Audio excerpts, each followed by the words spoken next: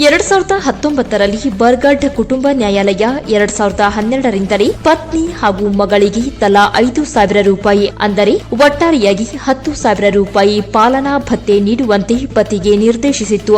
ಈ ಆದೇಶವನ್ನು ಪ್ರಶ್ನಿಸಿ ಪತಿ ಹೈಕೋರ್ಟ್ಗೆ ತಿದ್ದುಪಡಿ ಅರ್ಜಿ ಸಲ್ಲಿಸಿದ ಸಂದರ್ಭದಲ್ಲಿ ಈ ಸಂದೇಶ ರವಾನಿಸಲಾಗಿದೆ. ಪತ್ನಿ ಎಂಎ ಎಲ್ಎಲ್ಬಿ ಪದವೀಧರೆ, ಶಿಕ್ಷಕಿಯಾಗಿ ಹಾಗೂ ಎಲ್ಐಸಿ ಏಜೆಂಟ್ ಆಗಿ ಕೆಲಸ ಮಾಡುತ್ತಿದ್ದಾರೆ. ಆದ್ದರಿಂದ ಪತ್ನಿ ಪಾಲನಾ ಭತ್ಯೆಗೆ ಅರ್ಹರಲ್ಲ.